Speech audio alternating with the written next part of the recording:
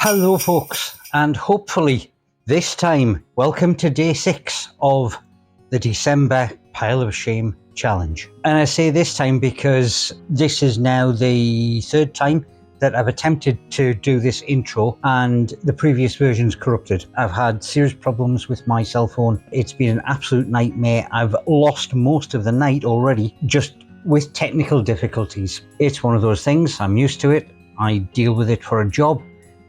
It's just a pain in the posterior when it happens to you. Now, I probably seemed a little bit disheartened at the end of the last video. It is one of those things where I had expected to make more progress than I have. That is probably a fair comment. But then I woke up this morning and realized I'm probably being a little bit too hard on myself. Compared to previous challenges, there are a couple of different things at play.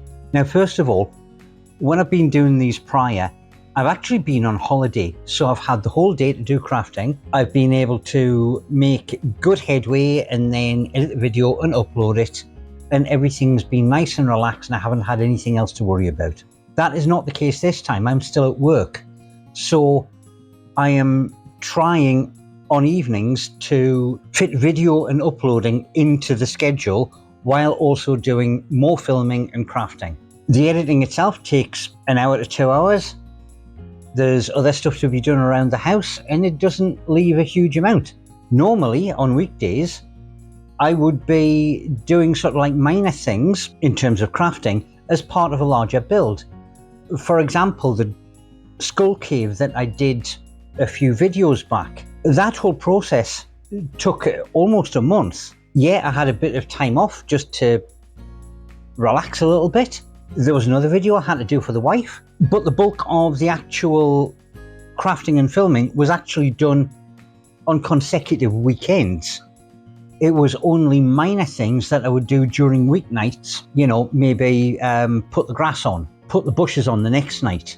So it was a very protracted period of time, which when edited gets condensed down to 15 or 20 minutes that you see. So in terms of actual output, and especially bearing in mind that last night I was actually filming two things simultaneously, I'm probably not doing too badly. It just doesn't look like it and it doesn't feel like it. That being said, it is the weekend now and I have the ability to get a fair amount done, although I do have a game to go to. I'm allowed some downtime, shush. But it also means that the pressure is off and I can get a lot more done. Probably what I need to do during weekdays is be a little bit more selective about the projects that I actually undertake. Just so for my own peace of mind, I can actually be seen to be making reasonable progress. All that being said, I'm going to get on with a little bit of crafting right now. Right, for the purposes of the vlog, because I am sharing this footage with the long form video to some extent, this is the second attempt at filming this section because the first one corrupted. As you can see, I have done cleanup on all of those sort of knobbly bits that were sticking up, and it's a good job that I did because this is a test fit of the parts and it's really, really tight. In fact, it is so tight that in a lot of cases, these ones sort of sticking through the side of another piece like that, I actually had to chamfer the edges there just to actually get it to go in. I mean, it feels pretty solid, it's got to be said, but obviously I do want to glue it. The thing is, I don't want to take it apart again to glue it, because as soon as I do that, the fibers in the MDF are going to start to expand, and there's every possibility I'm not going to be able to fit it back together again. So I will keep it at the test fit, and I was actually considering just using hot glue on the underside because it's, it's a single story piece. You're not going to get to see the underside of it. Hot glue would not be inappropriate, but the MDF is quite shiny, and there is that possibility that it's just going to shear off. So instead of that, what I have is a little bit of very lightly watered down PVA with some detergent in. I am going to run that along the joins.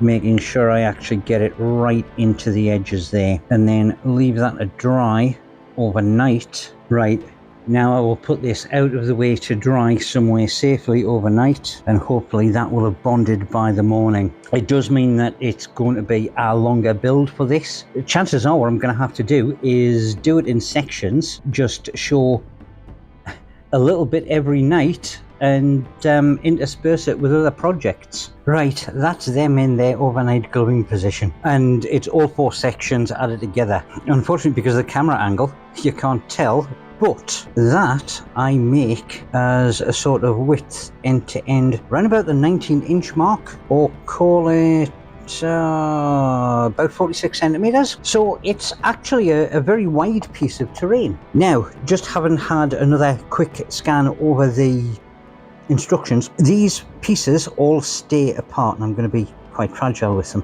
So they basically just can be moved and stored as separate parts.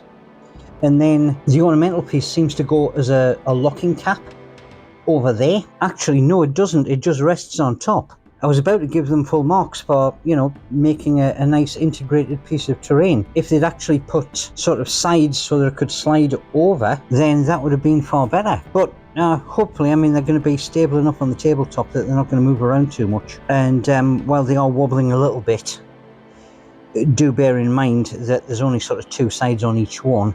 So we'll see how they look when they are more fully assembled. But that's the size of the thing. Right, I am going to continue with the construction off camera, because now that I've got an initial feel for it and basically how difficult the parts are to get off the sprues, and you know, the amount of prep work, I will show you updates on how that is going, fitted in with other videos. All right, let's do the outro. Well, what with all the technical difficulties, this has ended up being a very, very short video.